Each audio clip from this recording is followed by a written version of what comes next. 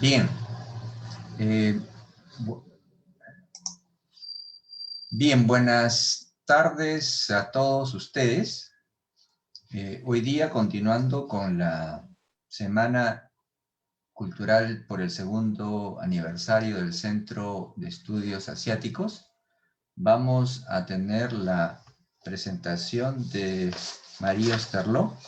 Ella es miembro del Centro de Estudios Asiáticos, va a dar una conferencia titulada Estudio Comparativo de la Inversión China, India y Coreana en el Perú.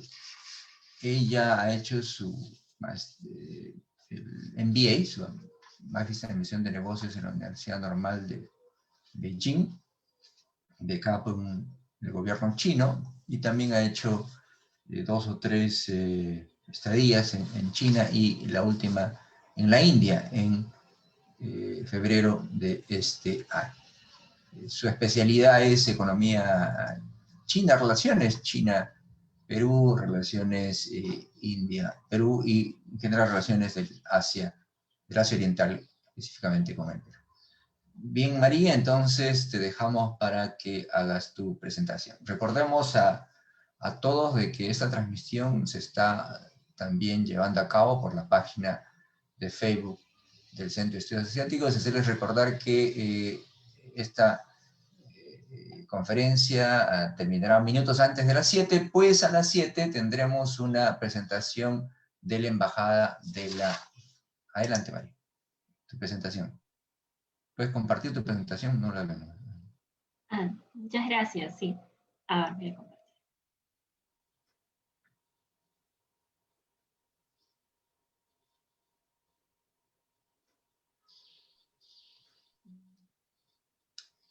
Ahora Yo sí. creo que sí, se ve, ¿no? Sí. Bien, muy buenas tardes con todos y todas. Gracias al profesor Aquino, bueno, ya me presentó. Yo el día de hoy les voy a explicar un poco cómo es la inversión china, india y coreana en Perú. Esto es un estudio, en realidad un estudio comparativo, pero que aún lo estoy llevando a cabo. En otras palabras, aún no está concluido, pero es muy interesante los resultados, lo que he podido encontrar. Así que, bueno, empezamos. Vamos a empezar con la inversión china en Perú, pero antes, más o menos para ubicar al Perú dentro de las inversiones chinas en el mundo. ¿Dónde está el Perú? ¿Cómo está, no? Bueno, en primer lugar, las inversiones chinas en general, pero especialmente en la región latinoamericana, ¿no? Siempre han destacado por estar concentrada en sectores de recursos, ¿no? Minerales, energéticos. Y bueno, ahora con la iniciativa de la Franja y la Ruta, que China empezó a promocionar en el 2013, la tendencia de las inversiones chinas en el mundo en general y en Latinoamérica, pues está esa tendencia de solo invertir en los sectores de recursos primarios, está cambiando, ¿no? Vemos más inversión china cada vez en el sector de infraestructura, logístico, de telecomunicaciones, de hidroeléctricas, etc. Bien, como podemos ver aquí, vamos a ubicarnos en el mapa, vamos a ubicar a Perú, ¿no? Es el mapa, la parte verde, donde dice Sudamérica. Perú se encuentra en el segundo lugar como país receptor mayoritario de las inversiones chinas en Sudamérica, después de Brasil. Vemos el monto, que es 28.000 millones de dólares hasta el 2019. Pero bueno, aquí es lo que yo les decía, ¿no? Si uno dice aquí en Perú, inversión china, minería, ¿no? Que es lo que siempre es lo más conocido, ¿no? Pero bueno, las inversiones chinas, la primera inversión china en el Perú llegó en el 90, ¿no? Llegó con la adquisición de la mina de hierro Perú por la compañía Shogun Corporation. esta compañía tiene la única mina de hierro en el Perú. La única que produce hierro en el Perú. Bien. Esto en cuanto a minería, ¿no? Porque luego en el 94 vemos que una empresa china también compra lotes de petróleo y gas en el Perú. Pero bueno, vamos a empezar por sectores. Bien. Luego de la compra de Shougang Corporation, ya vemos en la siguiente década que la inversión china en minería llega con más fuerza. Y podemos ver que la empresa Aluminium Corporation of China, o Chinalco, adquiere la mina Toromocho, que explota cobre, ¿no? Esta mina fue un proyecto Greenfield, ¿no? O sea, que no la adquirió de otra empresa, sino que fue un proyecto que se hizo, que se fue construyendo, ¿no? Esta mina. Entonces, en esta década, del 2000, llegan varias empresas chinas a invertir en el Perú en minería, como vemos aquí. Sin embargo, yo no las he sombreado con naranja, como pueden ver ahí, porque son proyectos Greenfield, todos son Greenfield, que lamentablemente tienen problemas sociales, tienen conflictos sociales, ¿no? Y también polémica medioambiental. Entonces, bueno, vamos a ver más adelante de cuánto estamos hablando, una inversión alrededor de cuánto estamos hablando en estas inversiones, porque son bastante altas, pero están en stand-by, ¿no? Por esos problemas que les comento. Bien, luego en el 2011 tenemos que la empresa Shougang Corporation inaugura la empresa Shouxin, que tiene que ver con los relaves mineros, ¿no? De su misma mina. Y luego ya en el 2014, la gran inversión de la empresa Minmetals Ltd, que adquiere las bambas de la empresa Glencore por una gran suma de aproximadamente 7.000 millones de dólares.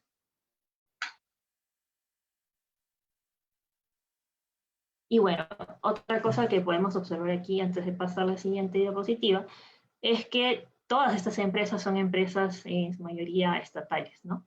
Y estas empresas, las empresas chinas en general, siempre se caracterizan por querer tener siempre la propiedad mayoritaria de las empresas, ¿no? Asegurarse la producción de los bienes, por un tema de seguridad principalmente, ¿no? Porque necesita todos estos productos, estos minerales para el desarrollo de su economía. Entonces es muy importante para China ser el propietario mayoritario para asegurarse los bienes, ¿no?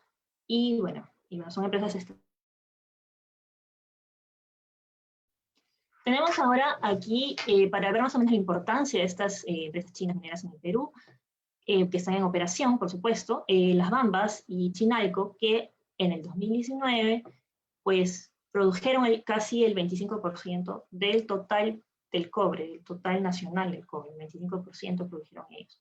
Luego tenemos a la minera Chinalco, que produjo el 5% de plata en el 2019, el 100% del hierro, la empresa Shouxin y Shougang, que son del mismo dueño, y el 7% del molibdeno, las empresas Las Bambas y Chinalco.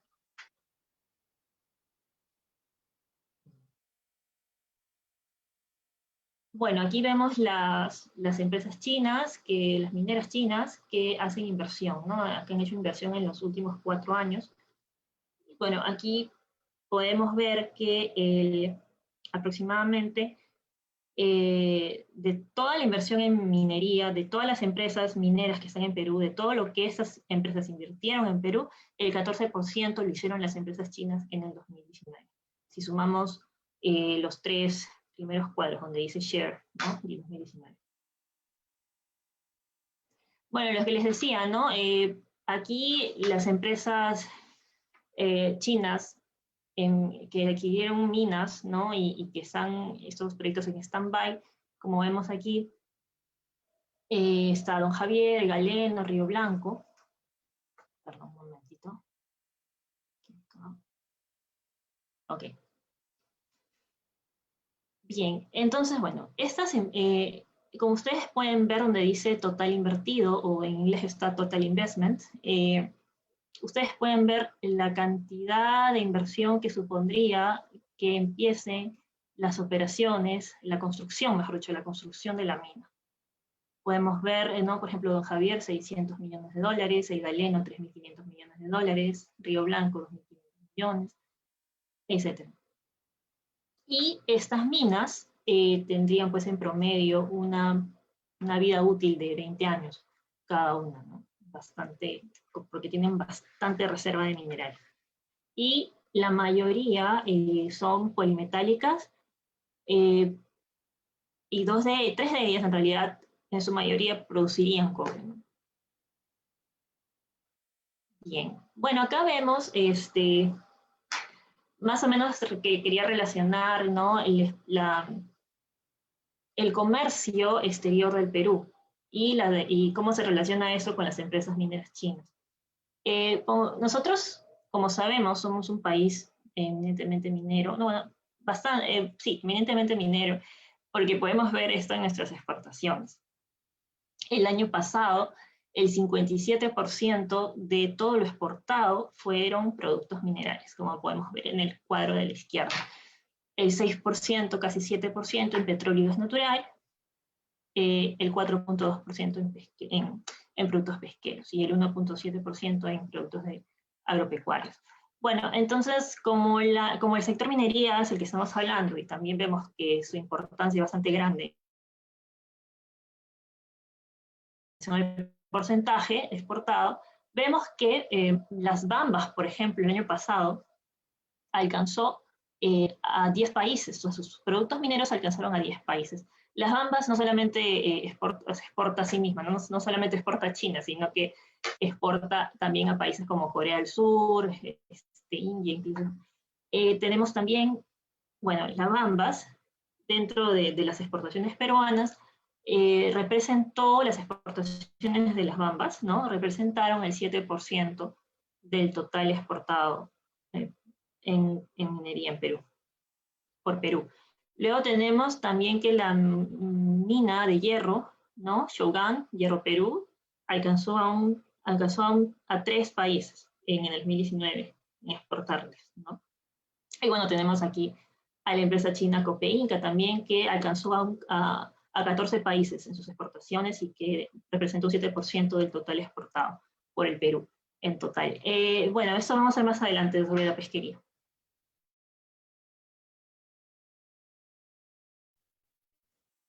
Bien, como les comenté, las inversiones chinas llegaron al Perú en el 90, en la década del 90. Entonces, vemos que la empresa CNPC o China National Petroleum Corporation llegó al Perú en el 94 comprando 2 lotes de petróleo y gas. Y ustedes pueden ver aquí cómo esta empresa ha ido adquiriendo más lotes en el transcurso del tiempo. La última fue en el 2013, adquiriendo 3 lotes, ¿no? El lote X, el lote 58 y el lote 57. Ahora vamos a ver su importancia. Bien, en lo que es el sector de hidrocarburos. Bueno, China es muy importante. Sí. Aquí podemos ver que la empresa SAPET y la empresa CNPC, ambas son, SAPET es la subsidiaria, la filial, perdón, de CNPC, entonces son del mismo dueño. Entonces podemos ver que ambas empresas produjeron aproximadamente el 35%, ¿no? del total del petróleo que se produjo en el Perú. Es una suma bastante grande y un productor muy importante para nosotros. Bueno, luego en el tema del gas natural, solamente el 2.3% del total producido por Perú. Bien, acá tenemos, como les comentaba en el cuadro anterior en relación al comercio, la empresa Copeinca, de la empresa China Fishery Group. Estos son estadísticas de 2019, del año pasado. Pues como en el rubro de participación muy importante, en lo que tiene que ver con harina de pescado, la producción de harina de pescado fue de 13.8%, del aceite de pescado 14.5%, Y bueno, dentro de las exportaciones pesqueras totales, como les mostré anteriormente, representó el 7%. Bien, acá tenemos ahora el sector electricidad, que en los últimos años China está haciendo compras muy importantes en Perú. Y siempre dicen que estas son adquisiciones bajo la iniciativa de la Franja y la Ruta. Bueno, estas adquisiciones empezaron en el 2016. Primero adquirió la central, el proyecto, ¿no?, de la central hidroeléctrica Sangabán 3. Se suscribió un contrato y bueno, eso está bajo construcción y el monto de inversión total sería de 438 millones de dólares. Luego la empresa Three Gorges y, bueno, el consorcio en realidad, Three Gorges y Energía de Portugal, compraron la central hidroeléctrica Challa a la empresa Odebrecht por 1.400 millones de dólares. Esto fue el año pasado, en abril. Y la compra más grande en cuanto a hidroeléctricas fue la de, claro, en cuanto a energía eléctrica, fue la adquisición por parte de Yangtze Power Corporation de la empresa Luz del Sur, adquiriendo la mayor parte de acciones de la empresa, y pagó la gran suma de 3.590 millones de dólares.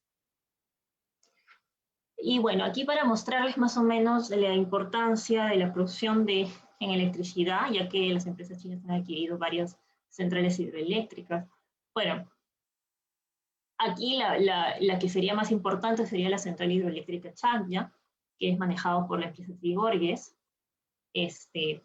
ya que aquí podemos ver, según los cálculos que pude elaborar, y bueno, fuentes periodísticas también, y los cálculos que los saqué de los reportes del Ministerio de Energía y Minas y Ocinermin, pues esta central produciría el 5% de la energía eléctrica a nivel nacional.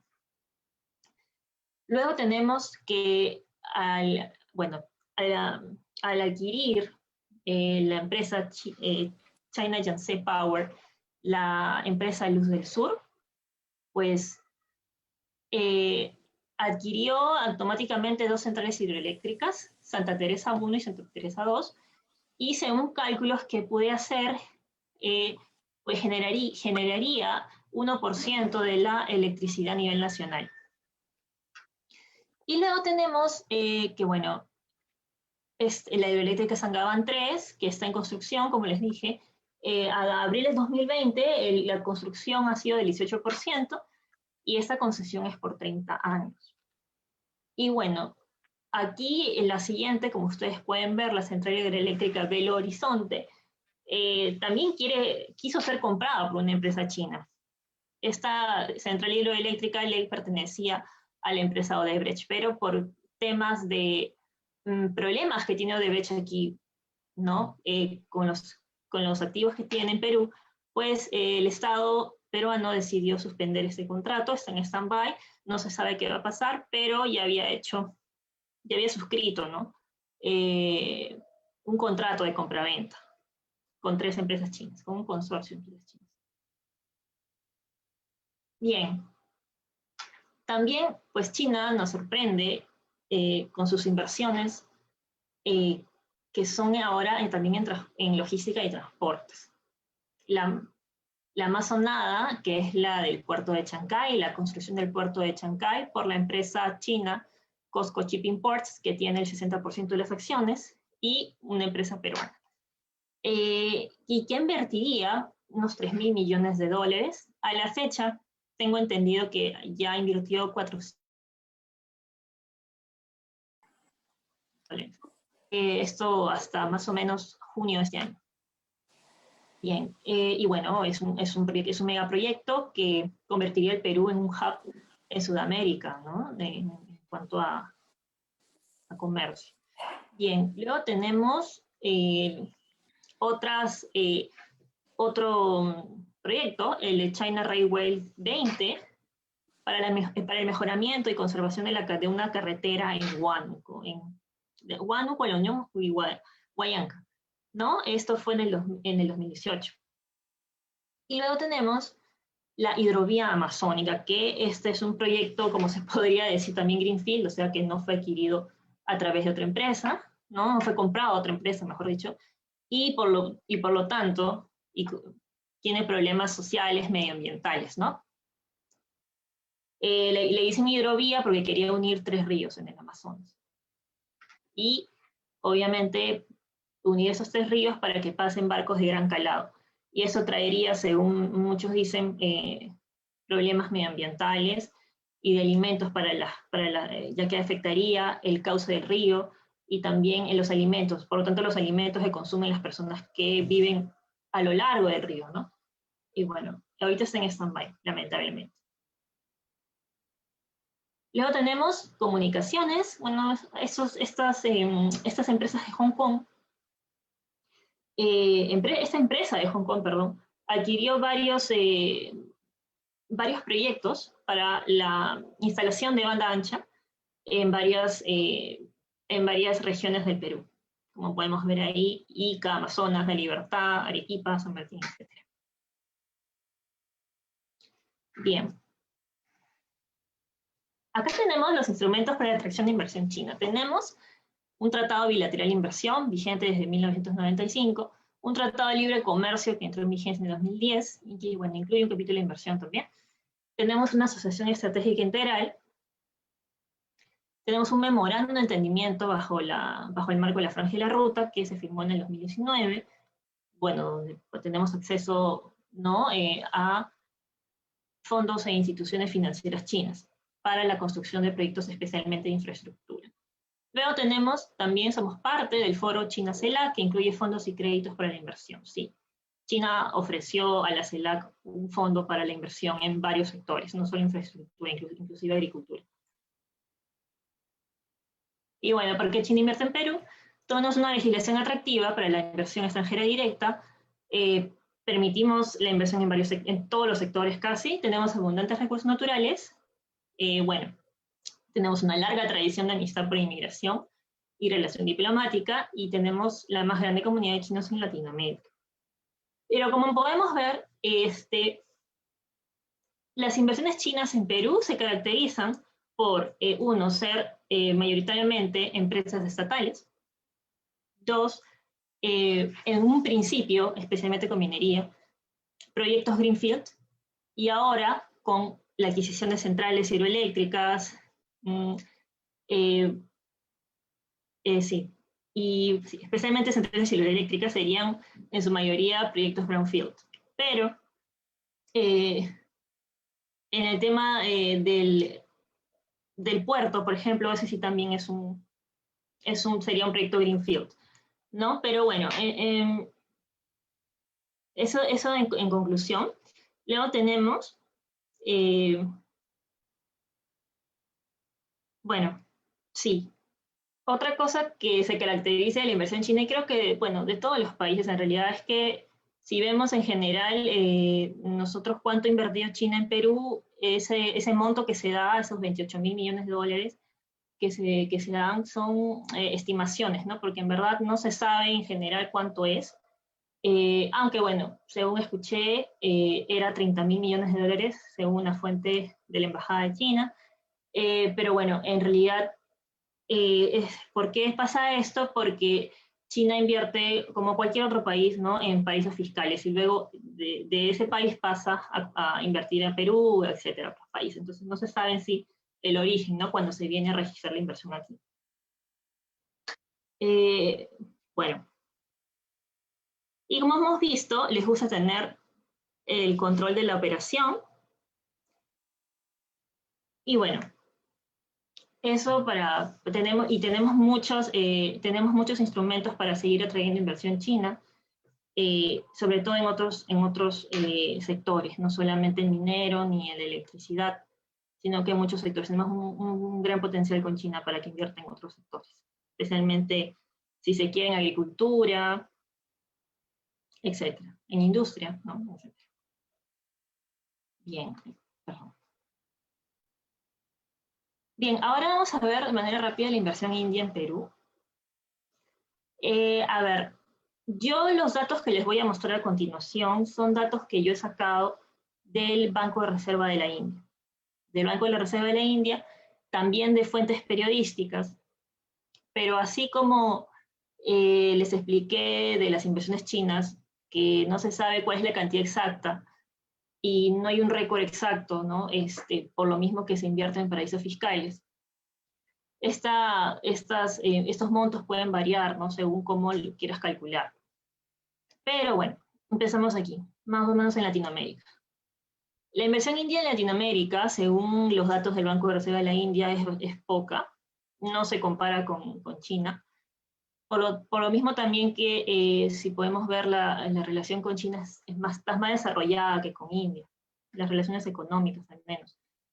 Y bueno, eso lo podemos ver en número de embajadas, en TLCs y memorándums firmados. Pero bueno, en general, vamos a ver aquí, bueno, como ustedes ven, en el 2019, por ejemplo, la inversión india totalizó 145 millones de dólares.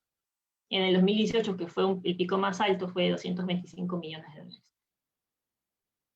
Luego tenemos aquí, bueno, la torta, ¿no?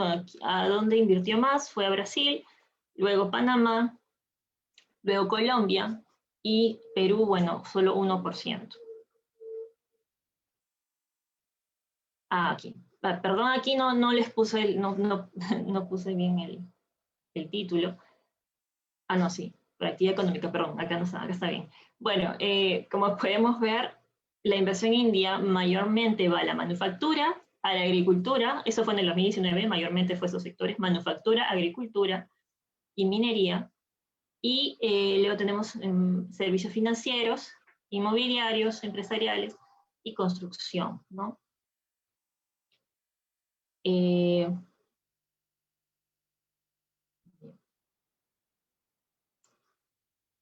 A ver, aquí podemos ver dos tipos de inversión, ¿no? Los joint ventures o los que tienen que ver con propiedad total.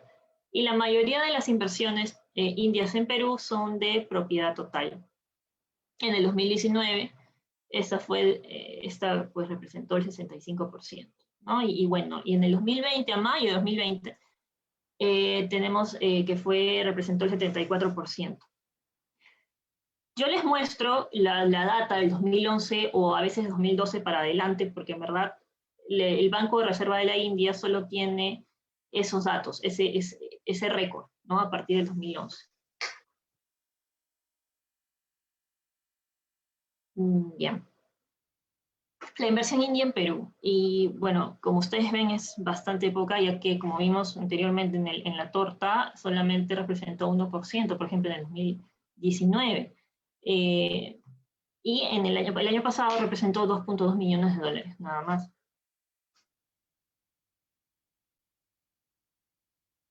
Y en Perú la inversión india se encuentra mayormente en lo que es minería y manufactura. En verdad, donde dice agricultura, es un sector que el banco pues junta todo. Y podría decirse, porque ya luego vamos a ver más o menos los proyectos uno a uno, que es lo que más India se ha enfocado en Perú. Agricultura no vendría a ser, vendría a ser minería, ¿no? Minería, fosfatos, esas cosas. Entonces, en el 2017 y 2018, el sector manufactura fue el que más se concentró esta inversión. Aunque vamos a ver a qué se refiere cuando dice sector manufactura. Bueno, vamos a ver las inversiones indias en Perú ya de manera desagregada por sector, y esto lo he pues elaborado en base a varias fuentes periodísticas y memorias de empresas. Bueno, en el sector servicios tenemos las compañías Tata Consultancy, Aptec, Global Sourcing Solutions y Aegis. Luego tenemos en el sector comercio lo que son las empresas de motos, de autos, y también yo incluiría aquí farmacéutica, ¿no? Pero lo quise separar para que se entienda un poco mejor. Todas estas empresas, Rao Group, Glenmark, MSN Laboratories, bueno, aquí que no se ve, perdón, pero en realidad son empresas que tienen subsidiarias en el país, ¿no? En el Perú, pero que no fabrican nada en realidad. Son más que todo empresas comerciales, ¿no? O sea, que importan y venden aquí, comercializan o lo exportan incluso. Bueno, pero la inversión india más está focalizada en lo que es minería. Minería, pero vamos a decirlo, fosfatos, ¿no? Acá tenemos un proyecto que empezó en el 2019, inició sus operaciones en el 2019, el proyecto de, esto es de, este es de Bayobar, si no me equivoco.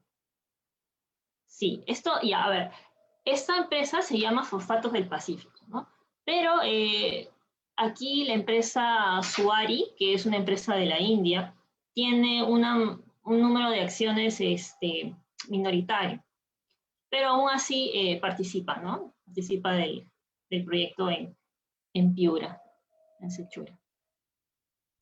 Luego tenemos la empresa también Americas Potash.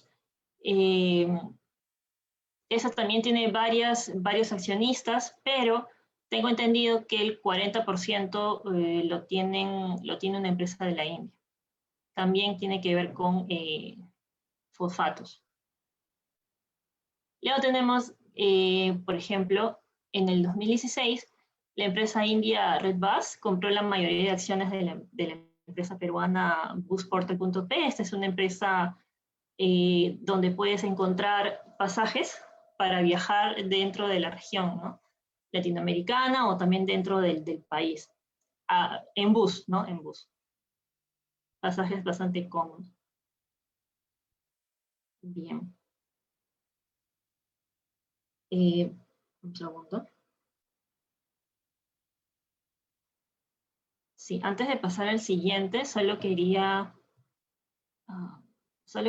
acotar una cosa. Por ejemplo, hay una empresa india en Perú que se llama Medrock, Laboratorios Medrock, el cual desde el 2016, por ejemplo, quiso poner una planta farmacéutica biológica, ¿no? Para elaborar fármacos oncológicos.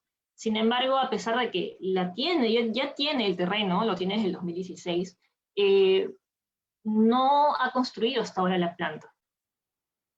Hasta información del 2018, el presidente, el gerente de la empresa, dijo que no empezaba a construir la planta por dos cosas.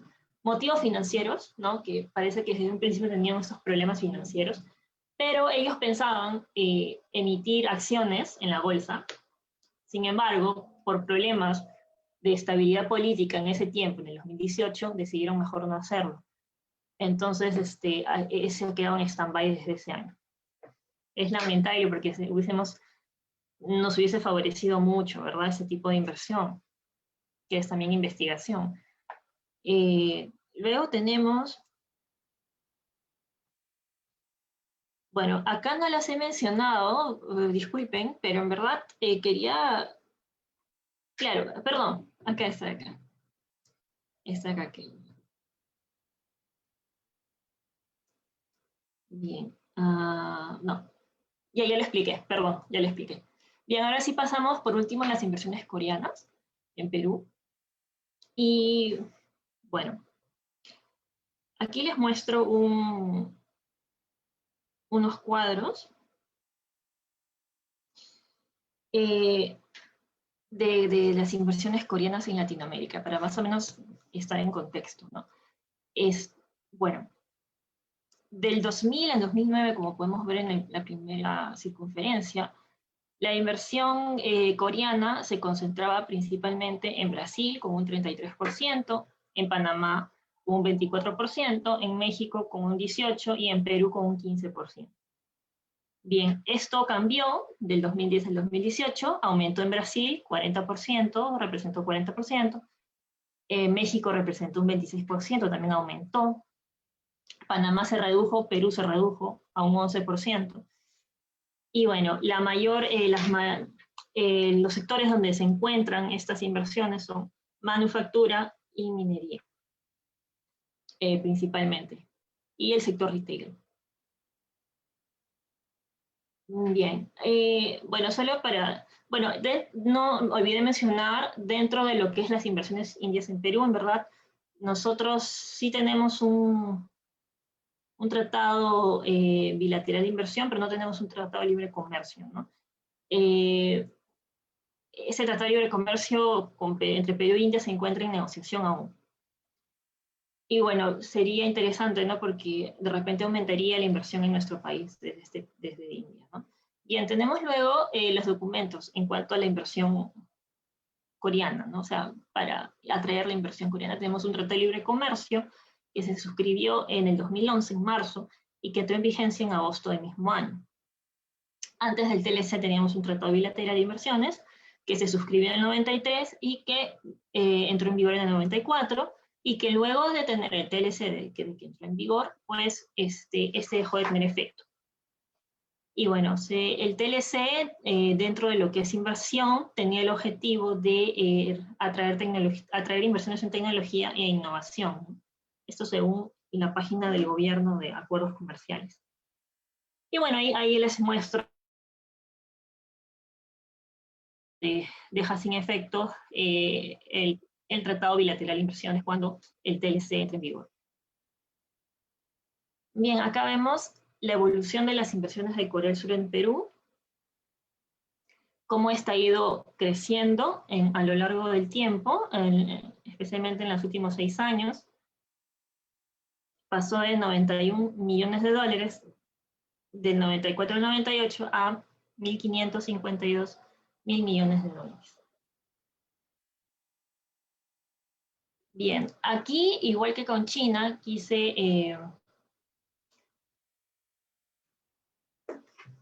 que se vea la comparación, ¿no? De en qué sectores invierte Corea y su relación con el comercio.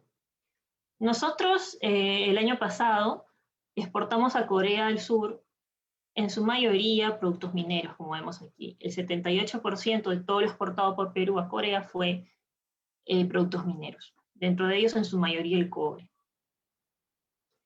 Bien, entonces, si vemos en el lado izquierdo, perdón, derecho de la pantalla, vemos el cuadro donde están los sectores donde invierte Corea del Sur, es el stock del 94 al 2019. ¿Okay? La mayoría está concentrada, el sector mayoritario es el negro, con 97%, y le sigue el comercio mayorista y minorista, que es muy poquito. Bien, bueno, acá tenemos, les voy a presentar algunos proyectos, inversiones que ha hecho Corea en los últimos años.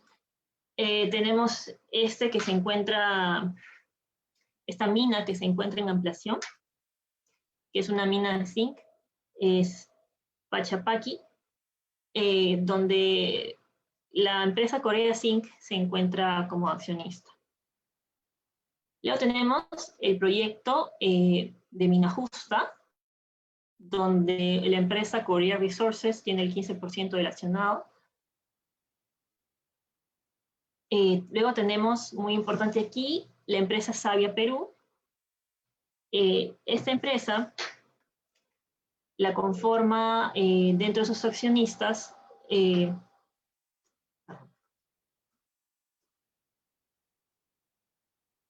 la empresa KNOC, ¿no?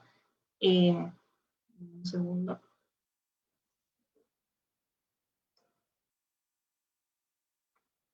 Sí, Korean National Oil Corporation. Bien, esta empresa, que es un conjunto de varias, pero que 40% más o menos tiene de acciones en la empresa coreana, pues tiene 2 lotes que están en explotación. Esto viene a ser lotes de petróleo y gas natural también. Pero donde el más grande viene a ser pues el lote Z2B, tiene 50 pozos, ¿no? Y esto viene explotándolo desde el 2009, y el lote Z6 desde 2008. Y aparte tiene 9 lotes en exploración. Entonces esta empresa la comparte, las acciones la comparte también con otra empresa de Colombia, ¿no? Ecopetrol. Bien, acá tenemos otro lote. Este lote le pertenece a la empresa Pluspetrol, donde el 40% de las acciones de la empresa la tienen 3 empresas coreanas. También tenemos inversión coreana en el sector químico, pero según tengo entendido, son empresas que tienen oficina representativa, ¿no? Sucursales aquí en Perú y que en su mayoría son traders, ¿no? Comercializadores. Las que ya conocemos todos, LG, Samsung, Daewoo.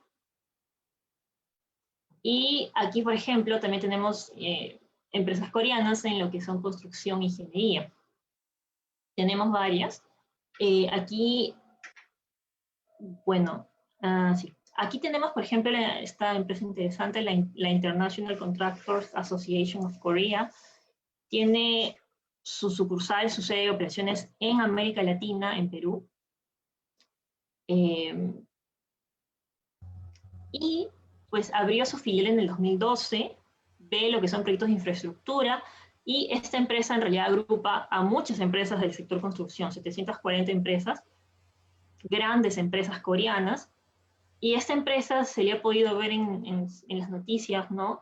En los medios de comunicación peruanos, donde pues coordina muchas veces con Proinversión para hacer ruedas de negocios y hacer contacto, hace posible que Perú tenga contacto con grandes empresas de construcción de Corea. Luego tenemos Yunhua Engineering Consultants. Prácticamente esta empresa y Yoshin son de consultoría principalmente, y ahí vemos en detalle los trabajos que hicieron. Por ejemplo, hicieron el plan maestro del proyecto de restauración del río Rímac en 2015, o también un estudio sobre un proyecto de construcción y mejoramiento de una carretera. Pero también tenemos a la gran empresa POSCO, que ha hecho ya 3 proyectos en Perú. Del 2009 al 2012,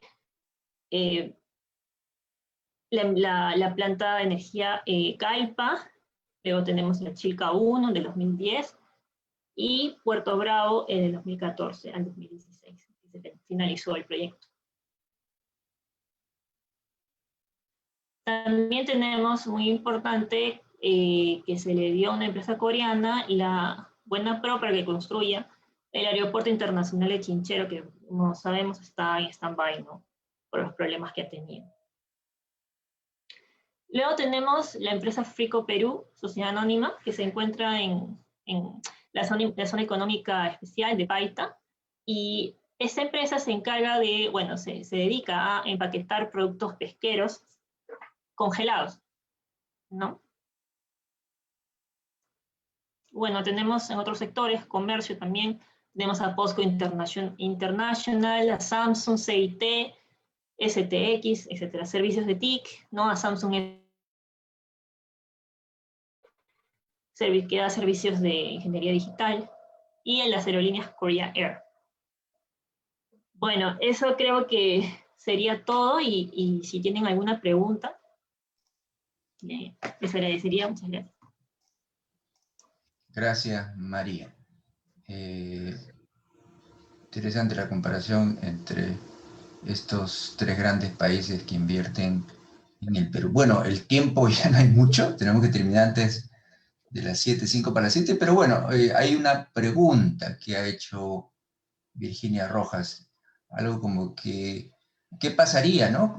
Si los demócratas, Joe Biden, candidato demócrata, sería el presidente de Estados Unidos. Sabemos que China tenía una actitud muy confrontacional con China, ¿no? Entonces la pregunta parece ser, ¿qué pasaría con un presidente demócrata en el gobierno? ¿Cómo influiría eso en las relaciones del Perú con China? ¿Habría algo de efectos?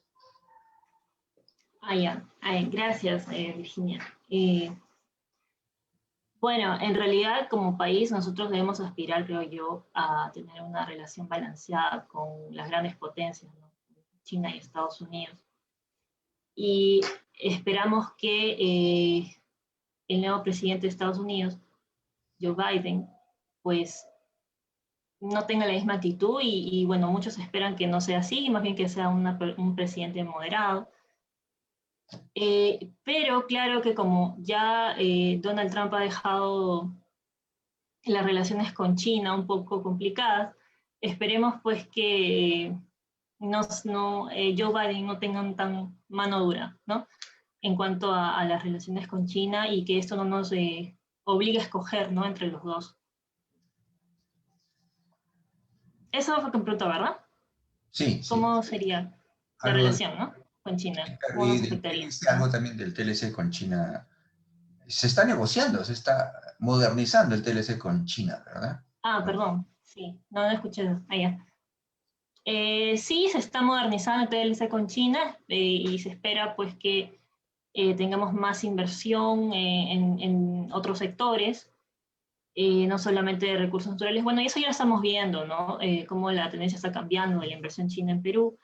Pero también esperamos que el comercio electrónico también mejore, ¿no? Mejore porque China tiene muchas plataformas de comercio electrónico y sería genial poder llegar a estas, ¿no? Llegar al consumidor chino de esta forma. En realidad hay muchos países, como por ejemplo Uruguay, ¿no? Que ya comercia sus productos en plataformas digitales chinas, ¿no? Como Jadong, ¿no? Alibaba, etcétera, y no solamente empresas grandes, sino que también empresas chicas de Uruguay.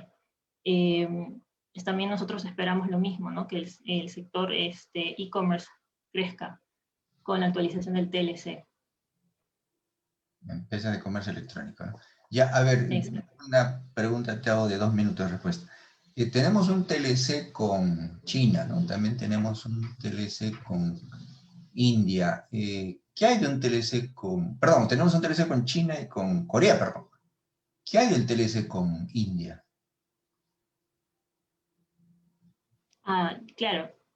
Eh, nosotros estamos negociando ya hace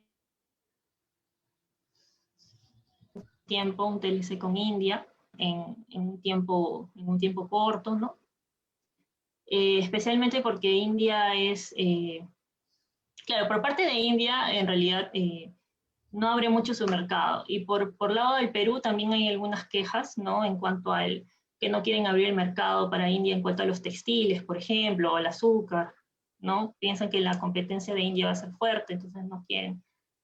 Porque como ya sucedió lo mismo con el TLC con China, ¿no? Que en algunos rubros, pues, el sector textil se vio afectado por la inundación de productos chinos textiles en el país, se teme que pase lo mismo con India, ¿no? Entonces, vamos a ver qué va a pasar. En todo caso, igual se sigue negociando.